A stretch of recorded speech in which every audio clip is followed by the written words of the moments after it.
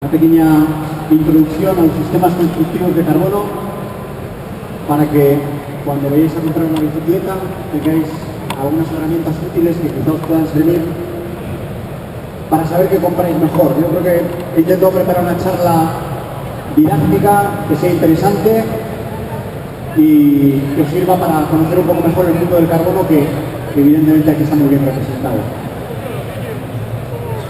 El carbono que veis en las bicicletas tiene su origen en esos rollos de tela que podéis ver ahí. Perdón, que no funciona el láser especial.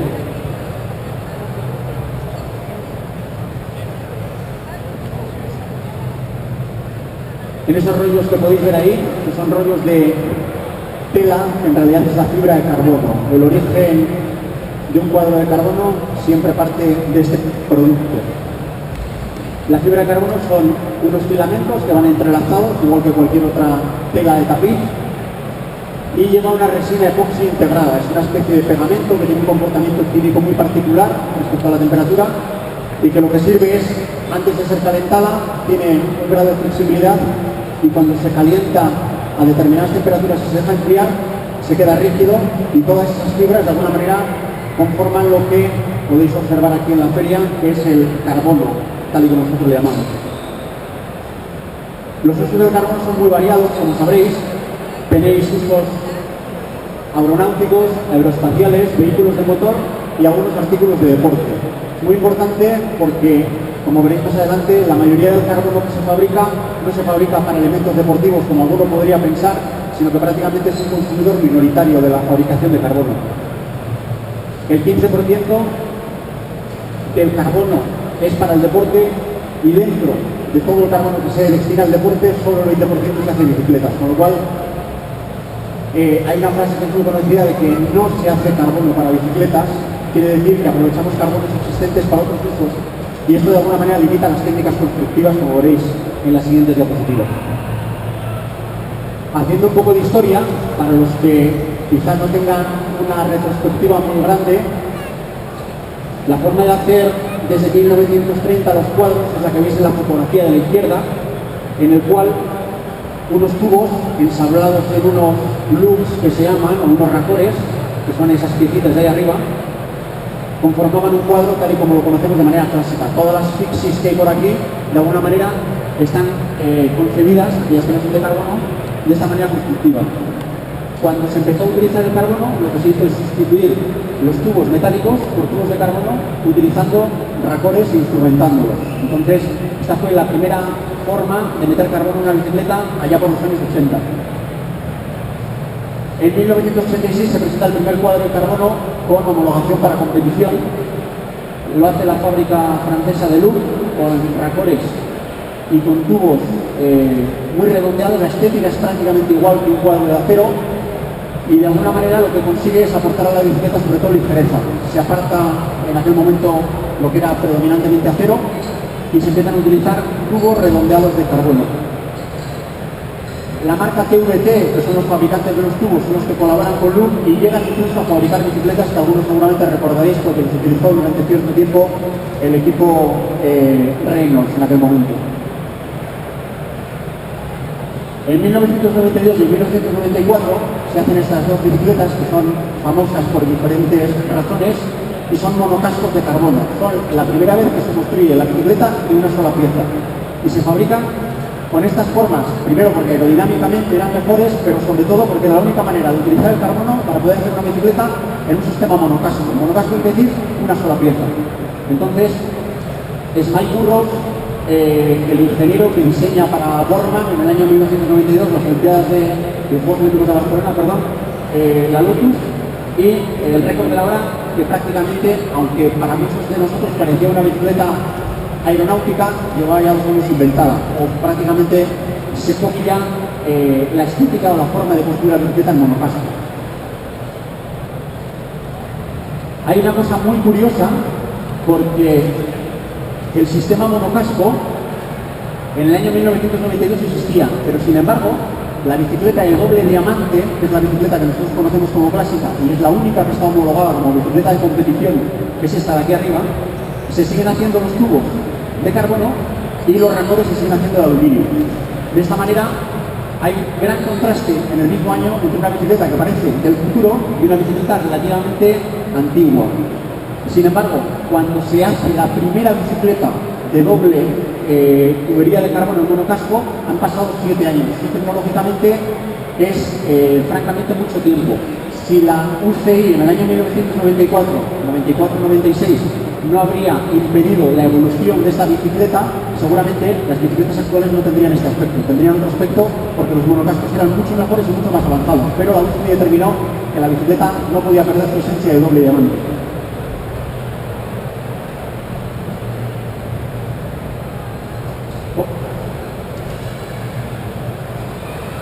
Vale, la manufactura del carbono, como se construye cualquiera de los cuadros que podéis ver aquí en la feria, es francamente compleja. La manufactura del carbono no es todo en una bicicleta, es mucho más que el material, que es lo que voy a intentar de alguna manera describir a lo largo de esta presentación. Ahí veis las telas que están metidas en unos grandes plotters que imprimen una serie de piezas, y esas piezas de los plotters se van cortando a la medida de lo que el ingeniero haya diseñado para poder hacer la bicicleta en un momento dado. Hay unos trozos cortados de fibra, ahí ya empezáis a ver lo que va a acabar siendo la última capa de la bicicleta. Veis diferentes tipos de carbono, carbonos de más espesor, carbonos de menos espesor, incluso carbonos unidireccionales. Y aquí a la derecha ya veis un técnico que está trabajando en lo que sería un molde de unos tirantes traseros, por ejemplo. Está cubriendo con un pequeño plástico protector para luego evitar que se quede pegada la resina al molde, y es donde van a empezar a trabajar las piezas del carbono, en este caso para un cuadro con un sistema constructivo un poco particular. Lo que estáis viendo ahí es un molde para elaboración de un monocasco, y ese sistema monocasco se va rellenando tira a tira, como si estaríamos poniendo esparadrapos uno encima de otro, en una alineación que es muy particular. La clave, la matriz de lo que un cuadro es o no es este punto en el cual el técnico está trabajando. Es mucho más importante que el material que estás utilizando. Si el que está poniendo las tiras sabe poner las tiras bien, el cuadro va a ser bueno. Si el que está poniendo las tiras no pone las tiras bien, o las pone de cualquier manera, el cuadro no va a ser tan bueno.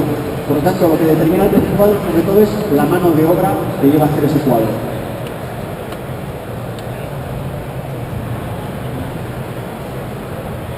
Los moldes se rellenan de tiras, se cierran como si se trataría de un libro.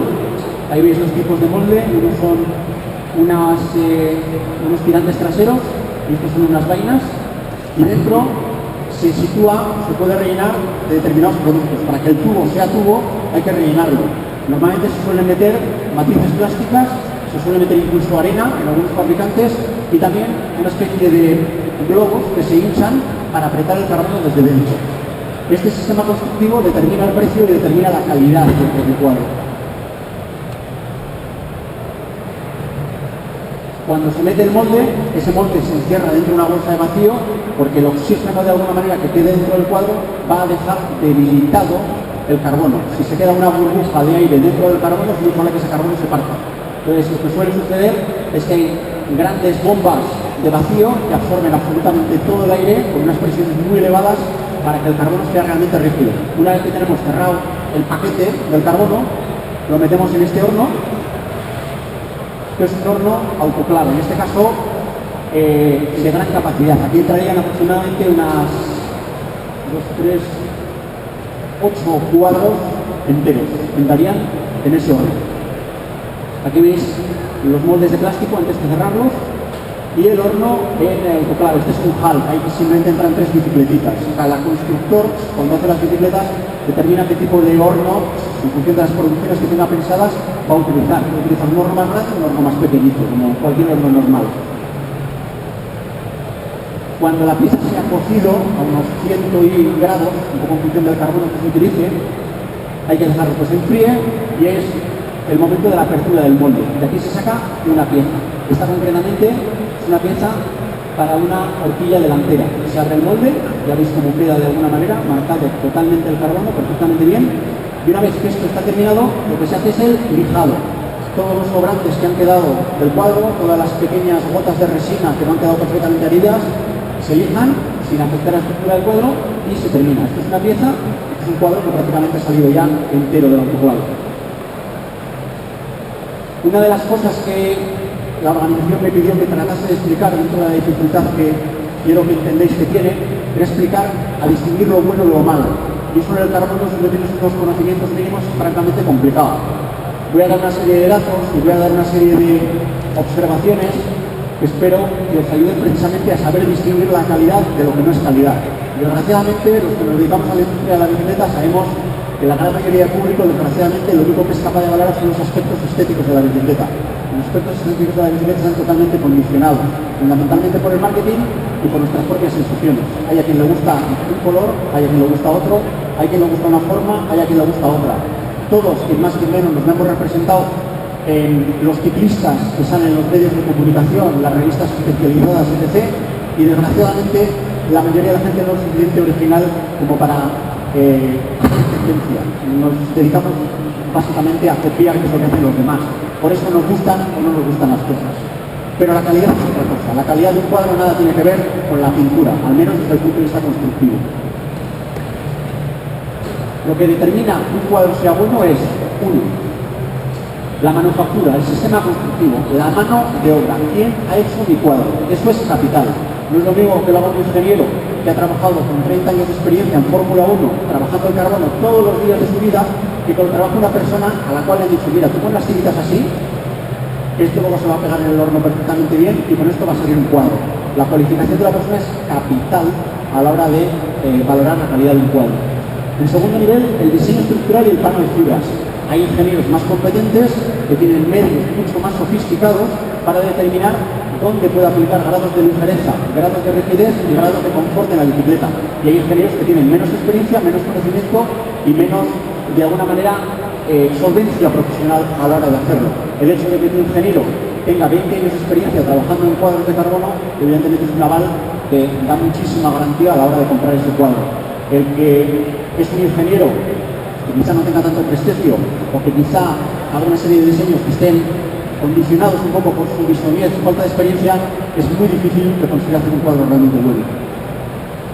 En tercer lugar, lo que está jerarquizado son los ingredientes de la construcción, que es lo que normalmente el marketing se encarga de hacernos o intentar hacernos entender desde el punto de vista si es alto módulo, si es bajo módulo, si utiliza un carbono, si utiliza otro, si la técnica es de alguna manera de monoscoque o la técnica es tubo a tubo. Bueno, en cierta medida, los ingredientes de la construcción es el argumento que utiliza el marketing para hacernos creer o transmitirnos si el cuadro es de más calidad o menos calidad.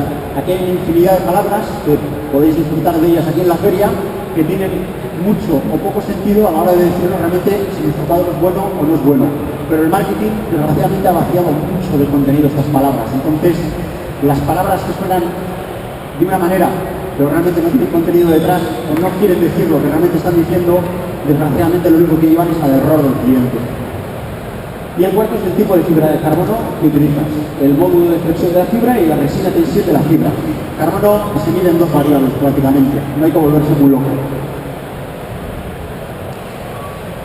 Para que te digan quién ha construido tu cuadro vas a tener que soltar entre 3.500 y 7.000 euros, porque si no, no te lo van a decir nunca.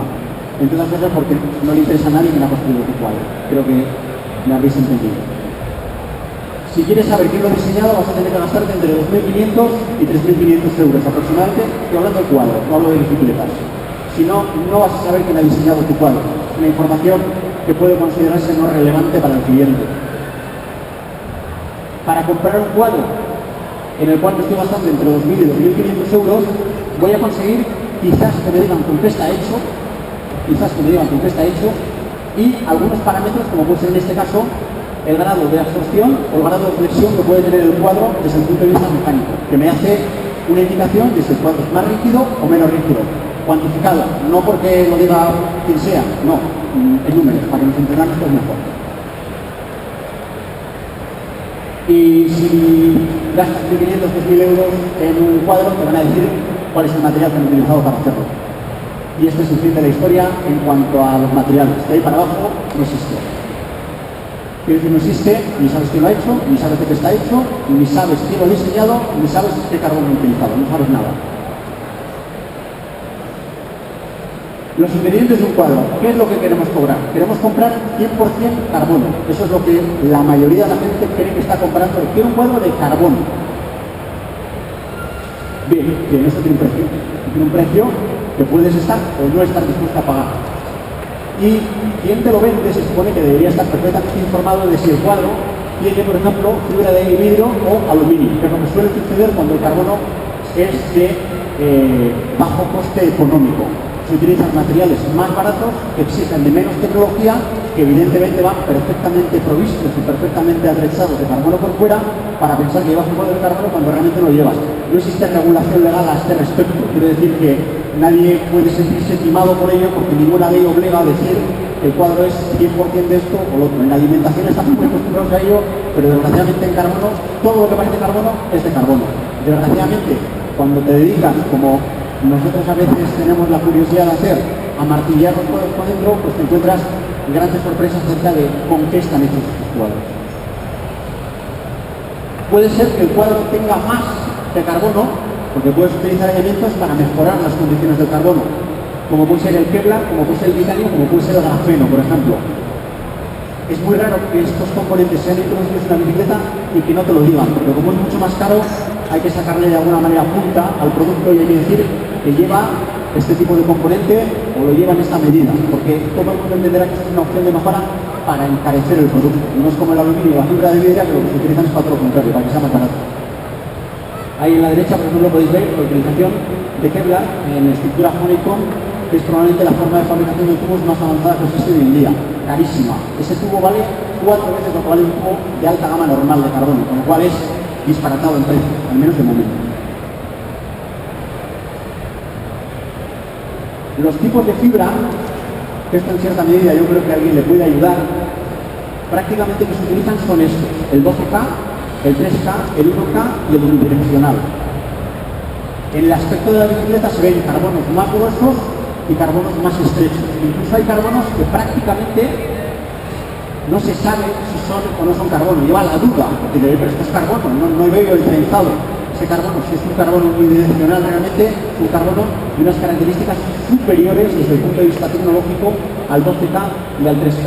Son muy fáciles de distinguir porque 12 quiere decir los 12 milímetros que está midiendo cada una de las fibras, los 3 milímetros que está midiendo o el 1 milímetro que está midiendo. Entonces tú mides cuántos milímetros de fibra y sabes que carbono está hecho al menos la capa superior de tu cuadro, porque es otro problema, solo vemos la capa superior de los cuadros, con lo cual es muy fácil hacer un carbono relativamente barato en el interior y recubrirlo de un carbono más o menos carito por fuera, la última capa, para que parezca lo que no es. Insisto, no hay ninguna obligación de nadie que te diga de qué está hecho este cuadro, con lo cual tú compras lo que de alguna manera crees que estás comprando. Las diferencias entre las fibras vienen dadas porque el porcentaje de carbono y de resina es diferente en todas ellas, de tal manera que el unidireccional es el carbono que menos resina tiene y es el que más carbono tiene. Puede llegar a tener hasta un 80% de carbono y 20% de resina. Es el más caro, es el mejor y de alguna manera es el que marca tendencia hoy en día desde el punto de vista constructivo. Bajando, vamos a decir, en el escalafón de calidad estaría el 1K, que es este de aquí. Se utiliza ya muchísimo en la industria. El unidireccional lo están utilizando 2 o 3 marcas, Specialized y Cannondale, son los modelos tope de gama, es caro, pues la manufactura es extremadamente cara. El 1K, por ejemplo, ya baja los porcentajes de 70% de carbono, 30% de resina. Ya empezamos a bajar la fórmula, la diluimos un poco para que el carbono sea un poquito más barato y el cuadro pueda resultar más accesible al público. El 3K es casi el más utilizado de todos, sobre todo en las últimas capas, porque es el carbono que más familiarmente podemos ver y podemos reconocer y que tiene aproximadamente 60-65% de carbono y 30-35% de resina. Y el 12K es lo peor que hay para hacer cuadros de carbono, no sé si es lo peor, pero es de lo peor que hay para hacer cuadros de carbono, que puede llevar hasta un 50% de resina. ¿Qué quiere decir esto? Que tú estás comprando un cuadro de carbono, pero realmente la mitad de lo que estás comprando no es carbono, sino que es resina. Es mucho más barato, mucho peor, más fácil que se rompa, cuadros más líquidos, en definitiva, problema de calidad. Estos son 4 fabricantes de carbono que hacen carbono para bicicletas, para palos de golf, para raquetas de tenis, pero también para el Airbus 390 y también para la estación aeroespacial. Es algo que ellos se dedican realmente. Pero bueno, como que les sobra, luego pues, lo venden por ahí y los hacen a nuestras bicicletas. Toho, Excel y Mitsubishi son tres marcas no tan conocidas quizá, y es Toraika probablemente la marca más conocida a la hora de fabricar carbono. Generalmente quienes utilizan buenos suministradores de carbono se encargan de ponerlo en la bicicleta para que nosotros nos demos cuenta de que ojo, está hecho con carbono de muy buena calidad. Evidentemente, como en toda la vida, hay marcas mejores y marcas peores. ¿Qué es una marca buena y qué es una marca mala? La relación entre los puntitos que veis aquí. Cuando el puntito está más arriba y más hacia la derecha, quiere decir que mejor carbono es. Esas dos condiciones de funcionamiento son esas. Con lo cual, el carbono Toraika, que se supone que es el mejor, es un carbono que tiene unas grandes condiciones para hacer bicicletas. Por supuesto es más caro y por supuesto el que lo utiliza ya se encargará de recordar que está utilizando Toraika. De alguna manera el Mitsubishi e incluso el Toho Tenax son los carbonos más baratos y que peores condiciones constructivas tienen. Nadie va a decir que hace un carbono Tenax, por ejemplo, para un cuadro, porque se entiende que es un suministrador malo, es un suministrador de bajo coste y le quitas de alguna manera valor a tu cuadro. Entonces el que lo utilice callará y nunca sabrás quién es el suministrador de carbono en tu cuadro. Aquí podéis ver las recomendaciones que se hacen desde la Agencia Europea del Carbono acerca de cuál es el carbono que se tiene que utilizar para poder hacer las mejores, cuál es el carbono que tiene las mejores prestaciones para utilización y manufactura de elementos. Como veis, módulos muy altos de tensión, entre el 6 y el 7, y módulos tensibles de 300 y 400. Son los mejores carbonos que existen hoy en día y los que están recomendados por la Agencia Europea del Carbono para la manufactura del mismo. Todo lo demás es más barato, pero es peor.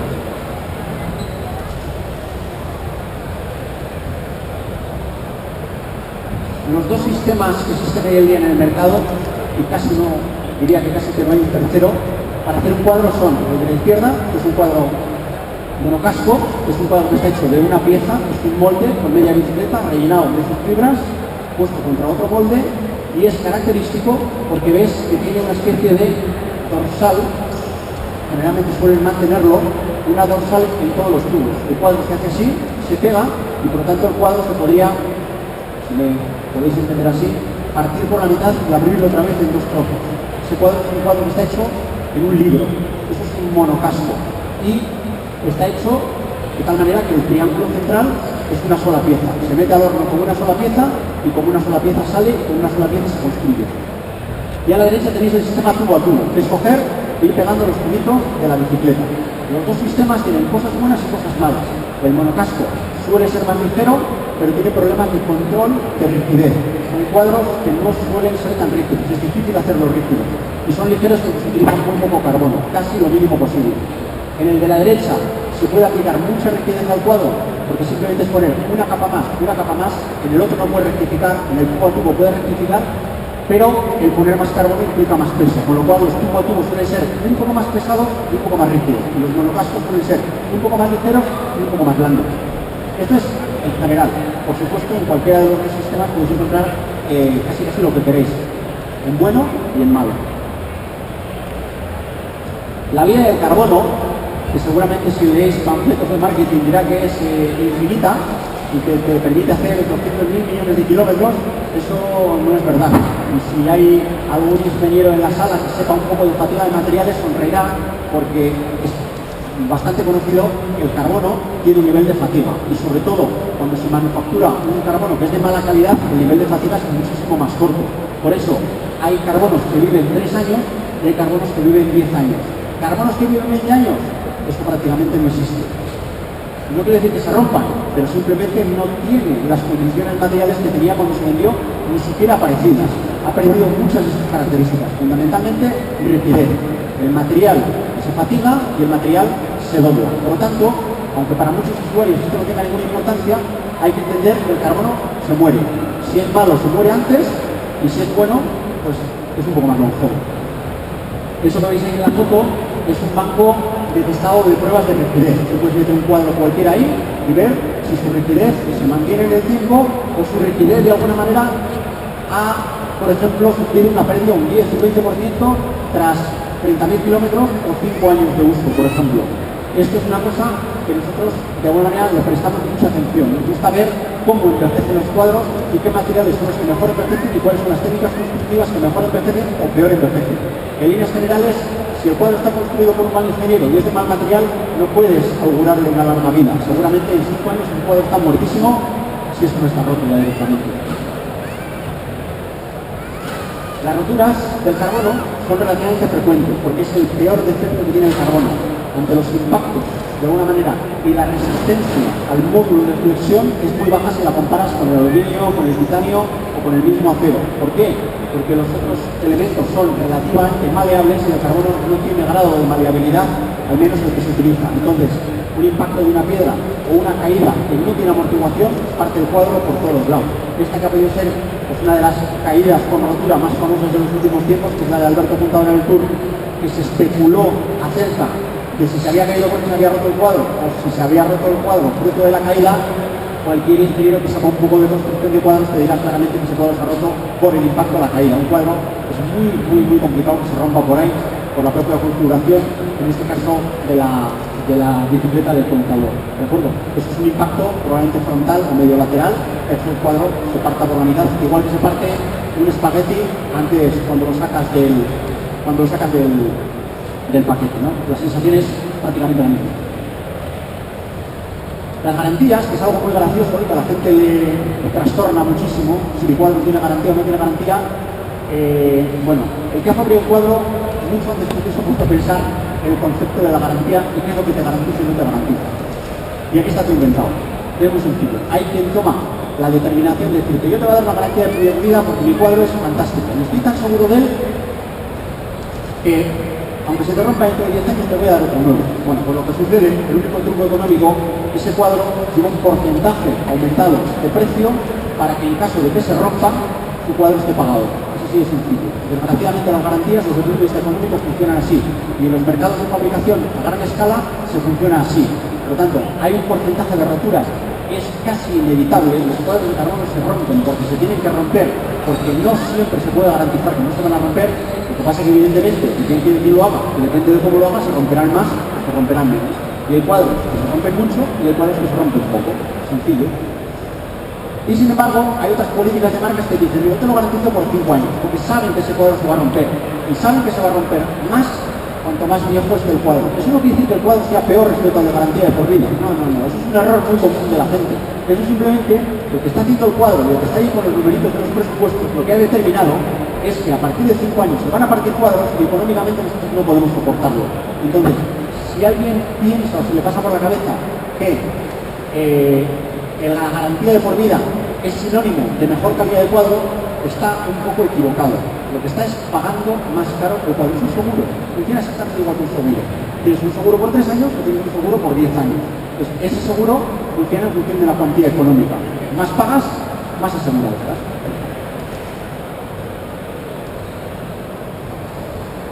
¿Cómo puedo distinguir la calidad? Que es una pregunta que más o menos le puede interesar a quien está aquí atendiendo sentado. Es mucho más importante el cómo está hecho que el de qué está hecho. Si consigues que tu cuadro te explique cómo está hecho y que te dé un discurso que sea coherente, seguramente estarás haciendo un cuadro que merezca la pena. Si el que te está vendiendo el cuadro no es capaz de explicarte cómo está hecho ese cuadro, es porque no lo sabe. Y eso de alguna manera a mí me genera cierta inquietud, porque eso vale mucho dinero. Y que me venga algo que me valga mucho dinero, que ni siquiera sean capaces de decirme cómo está hecho, cómo está construido, o darme unas mínimas directrices de construcción, a mí al menos me generaría mucha inquietud.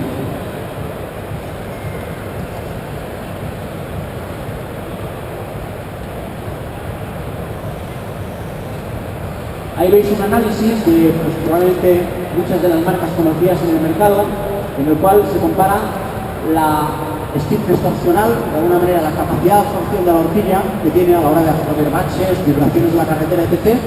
Y se combina con la rigidez que tiene el eje del pedalier.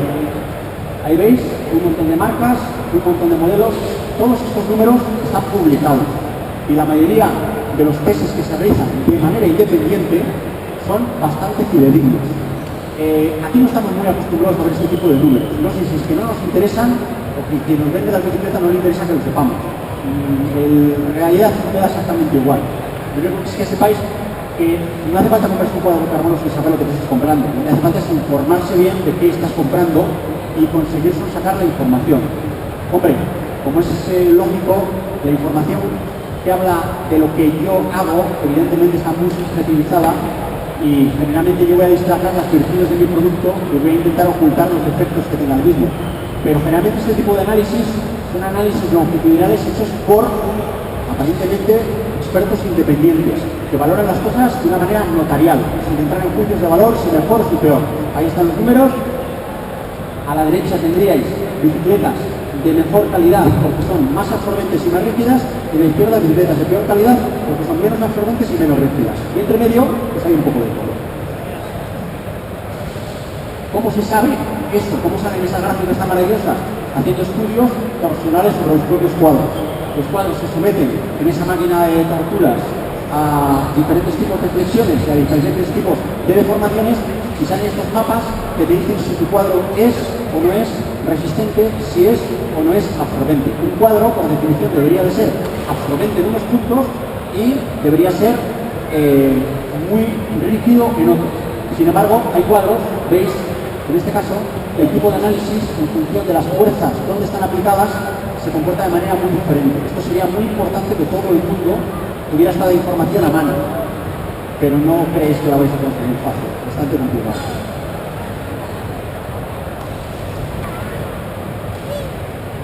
Una introducción, simplemente porque, bueno, mucha gente nos pregunta a través de correo electrónico y redes sociales si merece la pena un cuadro aero respecto a su homónimo, de alguna manera, no aero o escalador, ¿no? Hoy en día está muy en boga, prácticamente todas las marcas que tenéis aquí, por lo menos las marcas que tienen una implantación internacional fuerte de bicicletas, tienen un modelo más aerodinámico y un modelo más escalador. El aerodinámico es un poco más pesado, pero tiene los tipos perfilados y presuntamente es más aerodinámico, y el escalador es un cuadro que pues, la báscula pesa menos directamente y eso te hace pensar que va a subir más rápido. Bueno, las comparaciones que se desarrollan entre las diferentes marcas y entre los diferentes modelos, desgraciadamente no son muy favorables para los constructores. O sea, lo que parece aero no es tan aero como parece, y lo que parece no, me cojo el aero porque yo lo que voy a hacer es correr mucho más. Pues igual consigo ganarle un minuto en 4 horas al reloj, con lo cual, si te estás gastando más dinero porque sea aero, es mejor que te ahorres el dinero. Sucede algo parecido con el peso. Desgraciadamente, la utilización de la información con el marketing siempre es muy particular y siempre muy parcial. Entonces, aquí cada uno va a contar la historia como le conviene, como es lógico y normal, como hacemos todos, ¿no? No hay por qué ocultarse. Pero que sepáis que los cuadros aero y los cuadros no aero, desgraciadamente, no tienen tantas diferencias como nos habían contado. Al menos en el cronómetro. Hay muchas diferencias. Sobre los materiales, que sepáis que el carbono, sobre todo, destaca por dos cuestiones. Y es por lo que la industria ama el carbono y a vosotros os gusta el carbono. Uno, porque es ligero. Y dos, porque estéticamente permite lo que no permite ningún otro material, que es moldeabilidad. Puede hacer la bicicleta de formas diferentes. Entonces, la bicicleta de ahí al fondo puede no parecerse a la de allí y la de allí puede no parecerse a la de allí, con lo cual el criterio estético amplifica la capacidad de elección.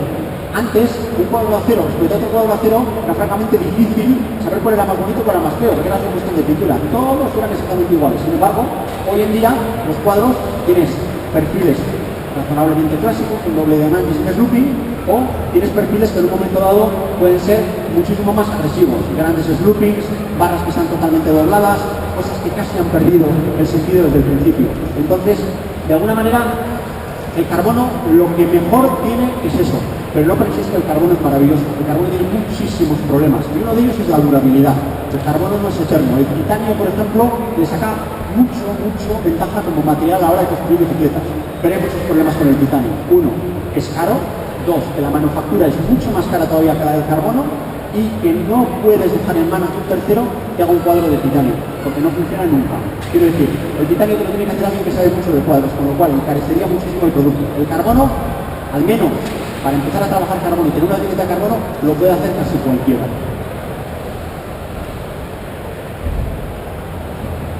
¿Cómo es un cuadro de carbono de baja calidad, no? ¿Cómo puedo distinguirlo que me la están metiendo doblada? Vamos a ver algunos ejemplos. Está construido con fibra de alta calidad, sin mencionar el proveedor. ¿Y este carbono qué carbono es? Es carbono del de carbono. Ah, vale, muy bien, gracias. no tiene apellido, mal empezamos. El índice de roturas es alto aún con garantía. Son cuadros que se rompen. El ejemplo más claro, quizá el más dogmático de todos, es el de los cuadros chinos. Vienen sin garantía, valen 400, 500, 600 pavos, los pagas y si se rompen, pues jugamos otra vez, como la ruleta rusa, cuando no te toca bala.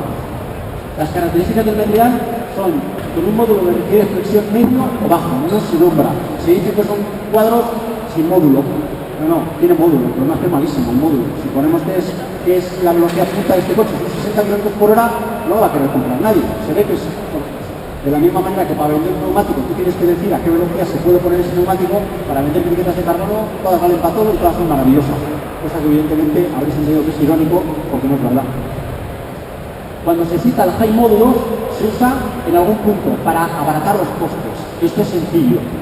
Si yo utilizo una lámina de carbono de alto módulo caro, lo pongo encima del cuadro en algún punto que se vaya a ver y ya directamente eso es alto módulo para la industria. Es cuadro de carbono construido en carbono de alto módulo. Sí, pero ¿cuánto de alto módulo tiene? El 2%, el 3%. Eso no sirve para nada. Tiene que ser alto módulo de la primera a la última fibra. Si no, no vale. No es cuestión de que al plato le eches un aderezo para que sepa bien. No. Si está hecho con buenos ingredientes, tiene que ser del 100% de los ingredientes. Sin embargo, veréis que quien dice 100% carbono alto módulo y quien dice está hecho con carbono de alto módulo. Sí, tiene una tira. Tiene una tirita ahí de alto módulo. Pero el resto es pues eso. Equiparar el peso y la calidad es el error más habitual del cliente. Uno piensa que porque el carbono es más ligero es mejor. No lleguéis por ese factor porque vais a equivocar siempre. Hay ligero y bueno y ligero y malo. Y hay pesado y bueno y pesado y malo. Pues la ligereza es un factor que generalmente al cliente le obsesiona mucho. Porque probablemente es lo único que es capaz de medir y entender. Entonces dicen, si pesa mucho, esto es malo. Si pesa poco, esto es bueno. Error gravísimo. Hay grandes cuadros pesados, hay grandes cuadros ligeros y hay muchas cosas muy malas que son ligeras. Entonces, el peso jamás debería de despistaros. Y yo todo el mundo sé que piensa en una vertiente de rendimiento. Y si piensa en vertiente de rendimiento, quiere ligereza para que el cuadro corra más.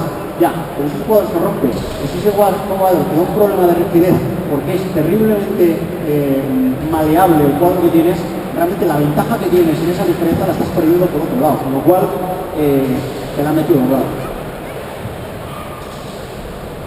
El diseño de construcción es propiedad de la marca. Han comprado un molde abierto. Luego vais a ver lo que es un molde abierto y cómo funciona un molde abierto. ¿Qué decir un molde abierto? Yo voy allí a un país que paradigmáticamente todos conocéis como el origen de todos los cuadros, aunque en las fotografías habéis visto que los que estaban en esas fotos no tenían los ojos rasgados, por lo tanto no eran de allí, sino que eran de aquí. Aquí también se construye carbono, aunque en muy pequeñas cantidades, ¿cierto? El diseño de construcción no es propiedad de la marca, no. Va la marca X y compra un cuadro Y lo compra toda la serie, todo ese molde es mío. Todo lo que salga de ese molde va a ser para mí. Como el que se compra una barrica de vino, embotella el vino y le pone la etiqueta. ¿Quién ha hecho el vino? ¿El bodeguero o yo que le he puesto la etiqueta? Obviamente el bodeguero. El bodeguero es el que tiene allí el control de si ese vino es bueno, si es malo, si está bien envejecido, si no. Con el molde abierto pasa lo mismo. ¿Por qué se compran moldes abiertos? Porque es muy barato, comparativamente con hacerlo. Compro las bicicletas, sé cuánto me van a costar, sé cuántas voy a fabricar y de alguna manera sé cuántas tengo que vender. ¿Se utilizan moldes abiertos para bicicletas de alta calidad? Jamás en la vida. Las bicicletas de alta calidad jamás se van a fabricar en molde abierto. Esto lleva a la paradoja de que en la anterior feria en la que estuvimos, que fuera de Unibike en Madrid, al menos en, vamos a decir, cierta cercanía geográfica, nos encontramos 4 bicicletas con 4 pegatinas distintas que eran exactamente el mismo molde. Y ahí la gente las vendía alegremente. La bicicleta era de quien era, las pegatinas se las había puesto, se las había puesto. Entonces, la exclusividad de que tu bicicleta no sea un molde abierto, también hay que pagarla. Es muy fácil encontrarse dos bicicletas iguales de dos marcas diferentes, que están hechas con el mismo molde. Es solo cuestión de fijarse en los detalles. Y es algo que es relativamente grave, porque el que ha comprado la bicicleta no sabe lo que ha comprado. Ni el cliente, ni siquiera el fabricante. Le ha gustado, pegatinas, a vender. Y la cualificación del constructor es indeterminada. Jamás habrás un cuadro de baja calidad quien lo ha hecho. Jamás. ¿Por qué? Porque lo ha hecho un número. Aparte de estas cuestiones que son un poco filosóficas, ¿cómo me puedo yo fijar en que mi cuadro, el que ya tengo en casa, es un cuadro de mala calidad? Los interiores de los cuadros hablan mucho más que los exteriores de los cuadros acerca de su calidad. El interior de un cuadro habla de la calidad del propio cuadro. ¿Por qué? Porque si se han utilizado un tipo de técnicas para rellenar el carbono y se ha utilizado más dinero, probablemente el resultado sea mejor por dentro en cuanto al funcionamiento. No sucederá exactamente lo mismo cuando el acabado del cuadro por dentro es feo. Esto son acabados internos del cuadro donde ves arrugas, donde ves que eso no está bien acabado. ¿Por qué? Porque la técnica constructiva que han utilizado es mala. Hayan metido arena o hayan metido probablemente simplemente espuma de poliuretano para hacer el cuadro por la parte de dentro. Entonces han quedado arrugas. Eso no se puede lijar, porque no se puede meter ninguna lima dentro, y tú te encuentras que cuando quitas el tubo del sillín o cuando abres la caja del pedalier ves, oye, aquí hay unas arrugas. Como está dentro y no se ve, y a ti la bicicleta te la van a dar montada, esté arrugado o no esté arrugado, a ti en principio no te va a llamar la atención. Pero si tenéis la oportunidad de ver vuestros cuadros por dentro, si el interior es bueno, es una buena noticia. Si el interior está, aunque solo sea un poco, sospechosamente, 4 fibras levantadas o dobladas o que no están bien alineadas, ese cuadro está mal hecho. Y el que lo ha hecho tiene muy poca cualificación profesional. Eso, relacionado con el precio, y os saldrá la cuenta muy rápido.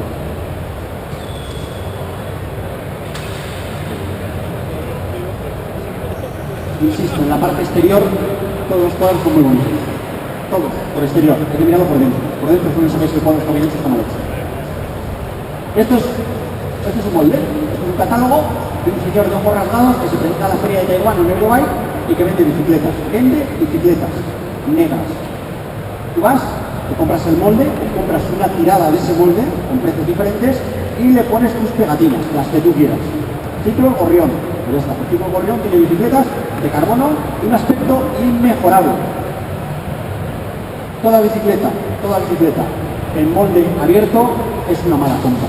Es una mala compra porque el precio está súper ajustado y súper peleado y no hay margen. Y la bicicleta, de alguna manera, va a ser una bicicleta de muy baja calidad. Esto es así. Y el que lo discuta es que no sabe de técnicas constructivas de carbono. Cualquiera que vea un molde abierto y que sepa que su bicicleta es de molde abierto, la mayoría de las imitaciones de bicicleta son de molde abierto, se está comprando esto y lo que tiene es malo. Sobre todo para el precio que ha pagado, porque hay otras opciones seguramente por el mismo precio. No se trata de que solo se puedan comprar bicicletas caras para tener carbono bueno. No. Hay que saber elegir. Primera cuestión. Puedes encontrarte un vino que sin ser un vino de alta expresión, por 9 o por 12 euros, puede ser un vino que tenga una gran puntuación de alguna manera en escalas profesionales, ¿no? Con el carbono sucede prácticamente lo mismo. Puedes encontrarte cosas que a precio ajustado son razonablemente buenas. Por supuesto es mucho más difícil encontrarlas que gastándose un pastizal. Si te gastas mucho dinero, es casi seguro que vas a comprar tecnología. Mejor o peor, te puedes equivocar más o menos. Pero si no te quieres gastar dinero, eres pasto de alguna manera de estimadores. Porque muchas de las cosas que hay aquí, aunque legalmente no estén de alguna manera constituidas o determinadas como tal, son un timo, porque te están diciendo que tienen una cosa y en realidad eso en mi código ético es timo. Ahí tenéis ejemplos, algunos de ellos incluso son bicicletas que si os ponéis a pensar y cerráis los ojos, habéis visto esa bicicleta 10 veces de 10 colores distintos con 10 marcas distintas. Alguna de ellas es tristemente famosa. El mercado web, que es una de las cosas a la que se dedica mucha gente por aquí, incluye un servidor, es el mercado del montaje y manufactura de la bicicleta. Entonces, en la misma fábrica tenéis Giant, Bontrager y Scott, en la misma fábrica. Eso es el mercado OEM. Lo de la exclusividad de las marcas, eso no es verdad. La mayoría de las marcas están trabajando conjuntamente con otras marcas. Muchas de ellas pertenecen a holdings, grandes holdings económicos que de alguna manera comparten intereses. Por tanto, que en una misma fábrica hagan bicicletas que en principio no parecen la misma y que en principio no son la misma, no debería de sorprenderos. Eso es el mercado OEM. Todo se compra, todo se vende y en un momento dado ensamblar 2 millones de bicicletas, 1 millón de bicicletas puede tener una diferencia en costos terrible, con lo cual muchas veces el hacer alianzas en una misma fábrica y el mismo técnico que está montando esta, está montando esta otra. Somos este ejemplo para que sea lo suficientemente gráfico, pero no es el único y seguramente vosotros conoceréis alguno más. El futuro del carbono, o de lo que actualmente es el carbono, viene por dos medios. Uno, las nanofibras y el otro, el grafeno. Ambas dos tienen problemas para su implantación actual. En el caso del grafeno es el precio, es muy caro y la manufactura es muy complicada, se están empezando a hacer cosas, pero de momento es lejano. Y en el tema de las nanofibras, que son fibras de carbono, pero muchísimo más finas y por lo tanto con unas características de flexibilidad y de rigidez muy superiores a las del carbono tradicional, yo creo que tiene una implantación más cercana. Desgraciadamente, como los responsables de marketing de las marcas saben que nano va a ser un nombre que nos va a gustar mucho en el futuro, ya empiezan a meternos por los ojos y te dicen, no, esto está, aquí hemos utilizado nanotecnología. Eso no quiere decir absolutamente nada. O sea, si son nanofibras, son nanofibras. Y la nanotecnología es otra cosa que se utiliza de otra manera. Pero como nano nos va a gustar mucho en el futuro y nano es bueno, yo te digo que trabajo en nanotecnología. Insisto, es carbono igual, pero te dicen que lo trabajan en nanotecnología. Otra cosa que te digan, oiga, esto que está trabajado en nanotecnología es de nanofibras. No. Pues si es de nanofibras no me parece que sea tan bueno. Esa es la respuesta. ¿Por qué? Porque las nanofibras hoy por hoy no han llegado al mercado de las bicicletas. Son caras, difíciles de trabajar y todavía falta un poco de experimentación al respecto. En todo caso, creo que las nanofibras están un poco más cercanas al futuro, a lo que podamos ver en esta feria dentro de 3, 5, 10 años, que el grafeno. Con el grafeno sucede lo mismo. Vais a empezar a ver marcas que van a decir que están utilizando grafeno. Igual es para fumárselo, no para hacer las bicicletas, pero ellos dicen que lo han utilizado. ¿Por qué? Porque el grafeno es el futuro y lo sabe todo el mundo. Con lo cual decimos que trabajamos con grafeno, aunque sea simplemente pues, para hacer los ceniceros, que es donde dejamos el cigarro mientras hacemos la bicicleta. Desgraciadamente el marketing funciona así y de alguna manera pues, nosotros somos presa, yo incluido en ese grupo, de todo ello. Con lo cual, que sepáis por lo menos que hoy por hoy no existen ni cuadros de nanofibras ni cuadros de grafeno y que los prototipos de experimentos que hayan salido mal y son muy caros. O sea que, de momento, al año que viene seguramente tampoco veremos cuadros de grafeno y de nanofibras en baja. Es que ricas.